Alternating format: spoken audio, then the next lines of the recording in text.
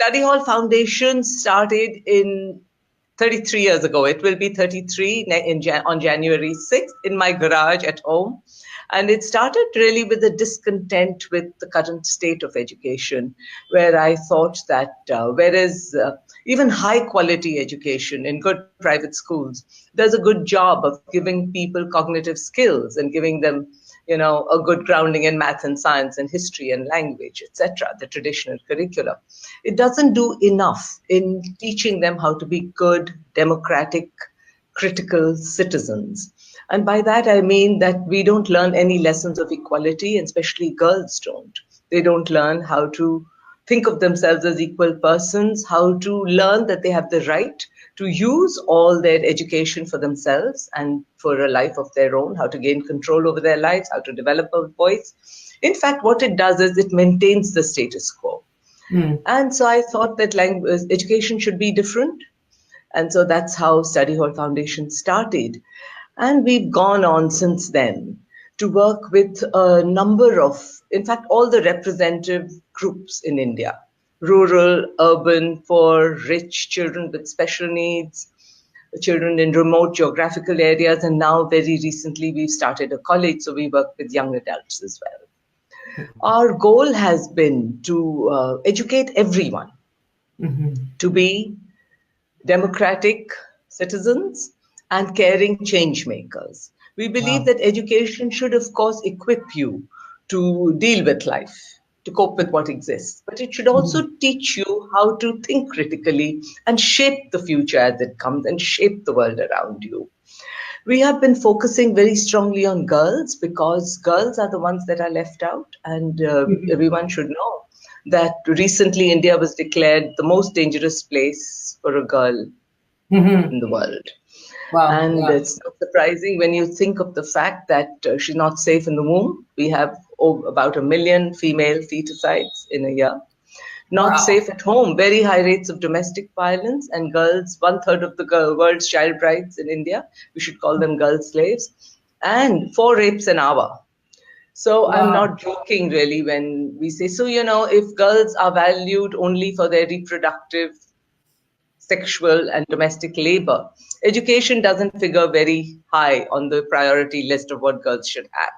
So we have prioritized it and foregrounded it, and we're very, very glad for Mona's support. They've been our supporters for 10 years now, and they have helped us reach out to about almost 500,000 girls so far. And we have focused very hard on life outcomes for our girls. So that we want girls to break the cycle of poverty. We want them to be able to stand up for themselves, to delay marriage, to take control of their lives, and to give it the direction that they choose and that they want, which, by the way, counters all the cultural, religious, and social norms that are prevalent. But we feel that those norms need changing. So we want them. And what has happened is they've not only done that for themselves, but they've gone out into their communities and tried to bring about this change for other girls in their communities too. And that is the miracle of it, isn't it? That when you really find your voice and stand on your own feet and feel that you are equal, that you have a right, you have rights, and that given the opportunity, you're able to lead yourself. All of a sudden, not only your own life changes and your family's life changes, but you impact the betterment of your whole entire community. And I think that is really the miracle of the work that you're doing, Urvashi, that really change hearts and minds. So, for example, Lakshmi, the movie that we just showed at the Obama summit, after she saw it, this is a girl who has had the most difficult life I can think of. She has raised a family of 5 children and carried the weight of a drunk alcoholic father since she was 13. She's now 27. She earns about 30,000 a month, and she's been the head of that family for years. And all her siblings have gotten education. So excited. She said to me, now just look at that for someone who had nothing. She said, I've realized, because when she saw her movie going all over and when she went to Chicago, she said, I know I've had a very difficult life, but I'm hoping that my life can help many other people to better their own life, so that they see that it's a struggle that can be beaten. If I could beat it, if it's a challenge that you can meet and beat. So if I could do that, well, others can, which is, she said, that's why I wanted to share my story with everybody.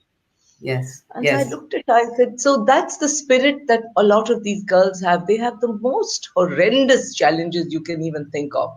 Every day, it's been so long now, and we found that there are fewer child marriages, and we have 1,000 girls now coming to the school, the Prerna school that we run directly.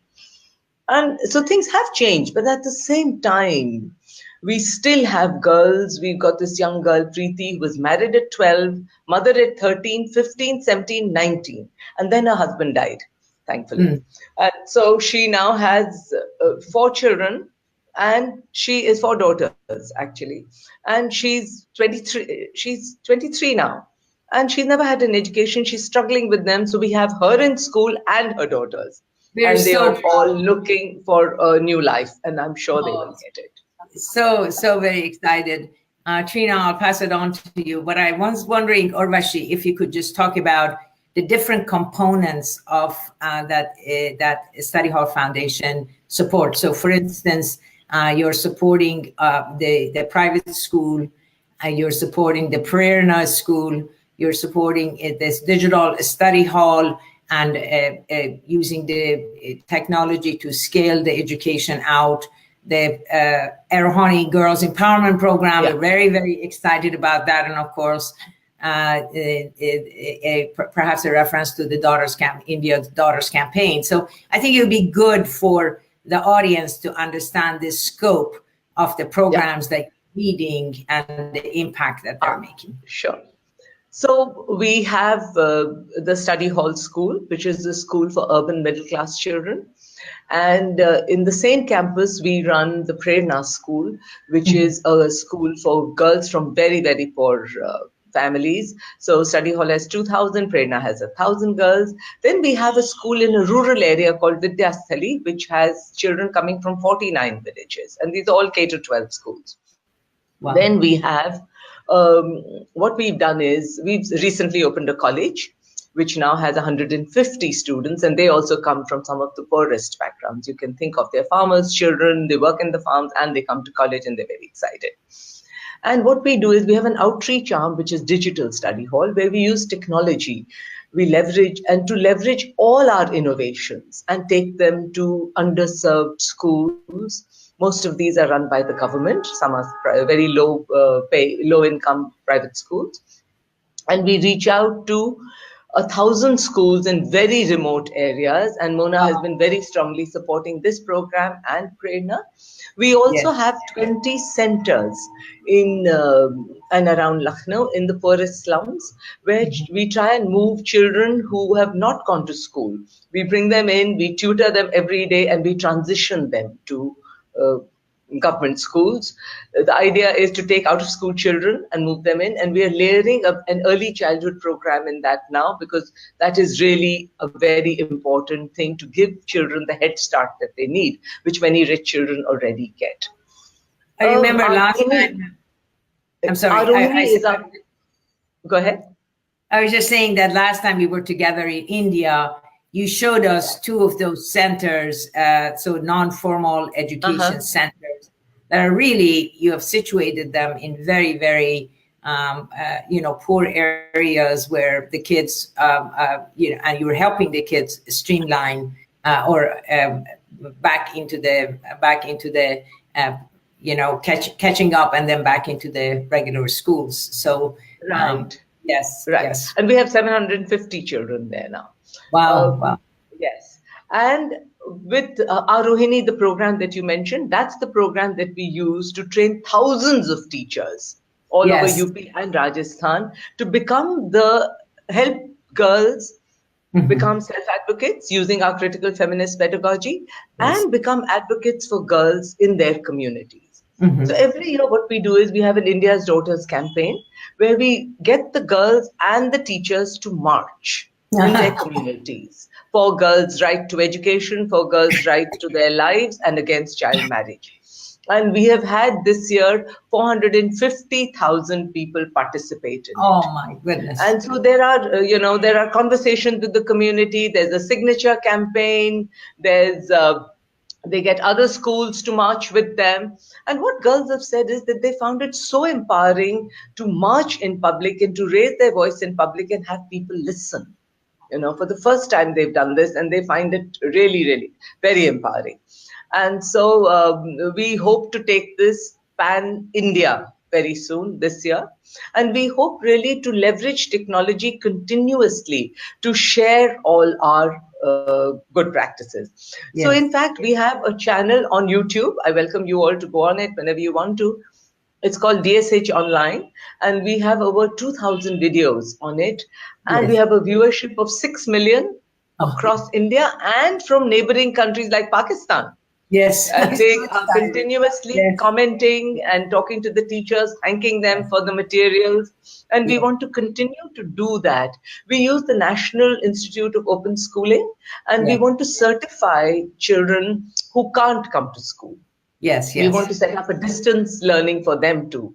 And so what we are going to do very soon is, again with Mona's support, is that in Vidyasthali, our rural school, because we have an outreach in 49 villages, we have Yes. all our students now are going around surveying, finding, making sure that not a single girl left out of school. Well, I'm And we so will set up excited. centers there, which these students will run, right? And we'll use technology to help them. Yes. Apart from that, we've also set up a livelihoods program, sustainable livelihoods program for our Mm. Prerna mothers, who Oh. we are hoping, they have no livelihoods. And so Mm. they started by running the cafeteria for study hall school, but now Yes. they are into corporate catering, and it's a 20 million rupee a year enterprise. Amazing. And the goal Amazing. is for all the profits to be plowed back into Prerna, which Yes. so that it's a win-win. The mothers get a job, the daughters get an education, and we hope the future will be a bright one. Our most recent enterprises that we've started to work with boys. We believe that gender equality should be a campaign, or it should be a goal that both should strive for. Yes. Hmm. So we are educating boys. We developed a curriculum also of critical feminist pedagogy, where we want the boys to understand that though patriarchy is not their fault, it's very, very cruel to their mothers, to their sisters, to their daughters, and all the women they love. And it gives them more power and privilege than all of them. So what are they going to do with that? How will they change how their own behavior? How will they become advocates for their sisters, support them, and stand with them for gender equality?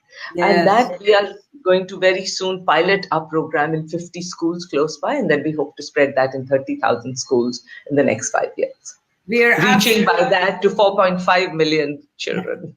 Yeah, we are absolutely excited about this. As you know, we believe education has to be universal in order for us to take the giant step forward. So without educated boys, we will still have all of our problems. So the fact that you're focusing on it is an incredible step forward, and you can be sure of our support. We will kill ourselves, Urvashi, and we will find whatever we need to help you. Thank you so much. Thank you. We need all that support for the 30,000 schools. And the other thing we were trying to do is influence policy. So we Yes, would yes. like gender education to be part of the official curriculum. It's a huge problem all over the world, especially in the developing world, where patriarchy is still very strongly entrenched. So whereas we keep thinking of progress in terms of having more technology and more math and science and, jobs, etc., all that is very good and we need that. But more importantly, we need equality, which hasn't happened. And it's not going to happen just with that. So why are lessons of equality not as important as teaching math and science? We should be Absolutely. teaching them in class. And we Absolutely. don't have functioning democracies because we've never educated our children for democracy. So let's do that in a concerted, deliberate manner, where our Yes. teachers are trained to do that, where we have proper materials to teach them in school, and where children are brought together to think critically about issues like equality, and in India, caste, communalism, and poverty. They should be thinking about this. And I think in the Western world, they should be thinking about race. They should also be thinking about gender equality, and they should be thinking about religious disharmony. Yes. We should be thinking about how, religion should bind, it should not divide. And why is it doing that? So Yes. why aren't we educating our children to think about these things? Yes. I've heard people say, oh, that's the purview of the home, and so they should be doing it. I don't agree. I think, in fact, at home, what happens is the people tend to reinforce the status quo. And by default, schools are doing that if they don't provide a counter. So we are not talking about schools indoctrinating children. We're talking about them helping them develop a critical faculty. So they look at it critically. If it's good, yeah, let it stay. And if it isn't, then let's change it. We Yes. have all these UN declarations and all our constitutions talk about equality. When do we get our children to think about it very seriously, understand what it means, and learn to practice it? Yes. Make them good democratic citizens. Exactly. Our board was, in fact, very excited, Urvashi, as we were reviewing the reports you had sent us, to know that a part of your initiative really is collaborating and working with the government to try to embed this curriculum in the official curriculum of the province and the country, because that's really the only way where we can actually make a tangible, visible, and lasting impact across the country. So our board was very, very excited about also your initiative, not only on educating boys, but also your collaboration with the government to include this gender equality pedagogy in their official curriculum. So that's very wonderful. Thank you very much. Thank you. No, in fact, on the 13th, there's a roundtable discussion in Delhi, which the Ministry of Human Resource Development has initiated, and so I'm going to go, and we're going to talk about. There's lots of. They have called educators, some 10 or 12 from all over the country. They want input. So I'm going to go, and we're going to talk about this. I've also written a policy brief, Mahnaz, which Brookings is going to publish, and there's a blog that they are going to publish in the next 2 weeks, I think. Wonderful. And so everyone is welcome to read it. And of course, if people want to know more about critical feminist pedagogy, then the book is what Reaching for the Sky is what describes it very, very clearly. Lots of people want to understand how it works in the classroom. And so with that, I described it using students' voices on how it helps them. So people are welcome to look at that. Reaching for the Sky is the book. Reaching for the Sky is the book. The author is Dr. Urvashi Sahni. And it's published by Brookings. Yes, published by Brookings. Supported by MacArthur Foundation. I think we should give everybody the credit. I tell you, we couldn't have more credentials, Urvashi. Trina has been edging to get in and ask the questions she wants to ask. So I'm going to pass it on to our Trina. Go for it. I know you've been anxious to interview Urvashi, and please forgive me for being so enthusiastic. I haven't seen Urvashi for about a year now, and so I'm very excited to hear all the good news. Thank you. Pass it back to you.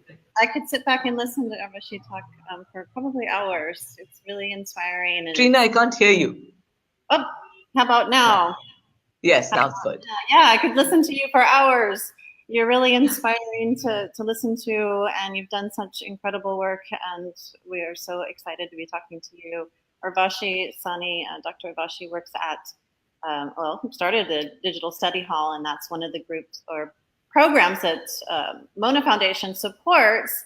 And hoping Mahnaz could get a little specific about the programs that Mona is supporting. So when you are donating to Mona Foundation, what is some of the specifics that these funds go to? So Urvashi, if you would like to pick it up and specifically focus on Digital Study Hall and how that in fact is helping you scale the program. Yeah. So you know how the support to Digital Study Hall began was that what we do is that we take simple videos of our the classroom practices, and we give them free of cost to people who need them. We train them in a mediation pedagogy where they learn how to use the videos. You just don't show them. You learn to pause, and actually you learn the methodology. That's the point, that teachers eventually should not need the videos. They should be able to train themselves by watching the videos. And we started with that. And what over the years, the relationship has grown to Mona supporting our entire Arohini program, which, as I told you, has reached to 1,000 schools and has impacted nearly 100,000 girls, just that program, over the last 5 years since we worked. And this is all the Kasturba Gandhi Balika Vidyalayas, which are residential schools for girls from the poorest families and the lowest caste in the remotest villages all over India. And these are residential schools. So we've trained their teachers in critical feminist pedagogy. And the good news is that the teachers have really gone out of their way to try and stop child marriages. They stopped 199, by the way. And this year, we've had 100% transition from class 8 to class 9, which means all those child marriages were stopped. Wow. Right? Wow. These girls have all gone on. Then Mona also supported a thing that we called the Mona Scholarship, where girls who didn't, up to class 8 is free. The government is paying for everything. After that, there's a cost to class 9, 10, 11, 12, and many of the girls don't go because they don't have the money. So what we did was, we asked Mona to give us a small grant, so we took 2 girls from each school. More needed it, but we took the 2 of the neediest and the most deserving, and we gave them this scholarship. And when we tracked it to make sure that they did go on to class 10, and they did finish. So we chose them very carefully, and we dispersed about 300 or 400 of these scholarships. So we are hoping to renew that program. And then now what we've tried to do is that set up a leader of 1 teacher per 5 schools to continue the program, though we finished all our training and the follow-up training. And what we've done is our own Trina alum who have experienced all of this. We set up a little call center, and they monitor. They have calls every week, some, 2,000 calls a week, I think. And they talk to the teachers, they help them, they talk to the girls and help them. And so there's a telemonitoring, mentoring center that we've set up. Mona has supported all these initiatives along with the Gyan Setu, which is our tutoring centers in the poorest slums, where we reach out to 750. So I don't think I need to say that. And I'm not saying it just because I'm on your Facebook page, Mahnaz. I really am a huge fan of Mona Foundation. I think it's one of the most selfless organizations I've seen. They don't do it for the fame. They don't do it for, it's not a condescending charitable motive. They really care. And the other thing I want to say as as somebody who's been funded by Mona, we don't think of them as funders. We think of them as partners, which they are. They're thought partners, and they really believe in the cause, and they're not saying, oh, where are the results? And, it's a relationship of trust and for the cause. They are believers in the cause, and so we see that. So we really feel so strengthened by having them. And I'm telling you, we've been looking, we haven't found other partners like that as funders, which is why I talk about that organization so much, because it's rare, it's unique, and it's rare.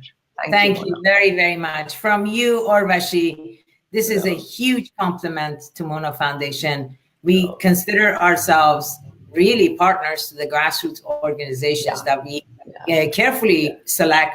But once we select, we stay with them for a long term, because we know that, first of all, change happens at the grassroots by people who know it best, who lead it, and who own it. That's A. B is that it is completely based on a relationship of trust. It is about collaboration. Maybe we can support you in a few ways, but our approach and our philosophy also is that we need to learn a lot from you on what change looks like and how change is sustained in the field as well. I mean, to me, when we look at the examples of, say, Lakshmi or all the other and our wonderful Poonam, yes, absolutely, favorite, just the most brilliant star. And knowing where she came from, and knowing where she is right now, and knowing that she's shining. It could not have happened without a grassroots organizations like yourself in the field. We can support it, but we certainly cannot do what you are doing every day in Lucknow. So we absolutely are very proud to be a part of this great initiative. Very proud to be able to support, because we do have this common vision with you, Urvashi, of building a better, more just and equitable communities for all of us. Peaceful. A more peaceful and loving world. It's going crazy, Yes. Absolutely right now. That's all. And my Peaceful, team, by the way, sends equal. their best. They are Yes. wonderful. And they Thank you, really Javid. are the most hardworking, dedicated, and joyful people. They do this with great joy. And we have included in our team many of our Prerna alum. So they're all, Wonderful. I think, 20, 25 of them, and they work with us, and they really are the best advocates because they have experienced the change. They know it's Yes. possible, and so Wonderful. they speak with the passion that it needs. Yes. Right? Well, They wonderful. don't, and so we believe that change must come from within, and it must be driven from within, Yes. and those are the best drivers.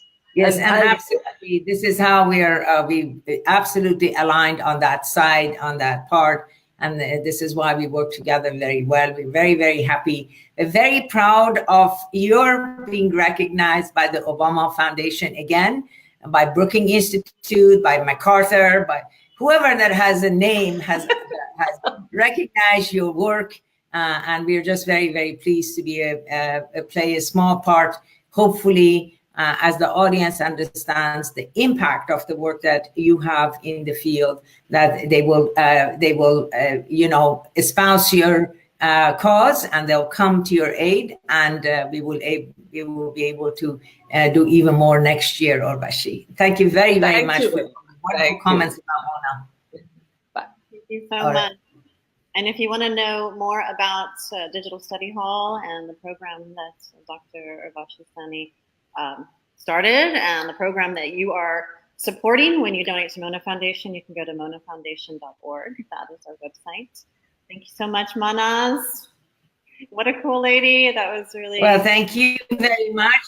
I think we can follow up with a post, putting all the videos to the recognitions, to the Digital Study Hall sort of page on Mona Foundation, so that everyone could really more clearly understand the incredible programs that this foundation is supporting, how we help them, how we have helped them in the past 10 years, and what the plans are for next year. And hopefully invite you to join us in supporting a program that has been recognized again by Clinton Foundation, Brookings Institute, Center for Universal Education, MacArthur, and now Michelle Obama, the Obama Foundation. We are proud of the work of Digital Study Hall, and we certainly look forward to supporting it for many more years, so that lives are changed and community are transformed through our collective will and generosity to build a better world for all of us. Good night, Trina. Good night. Thank you, everybody. Good night.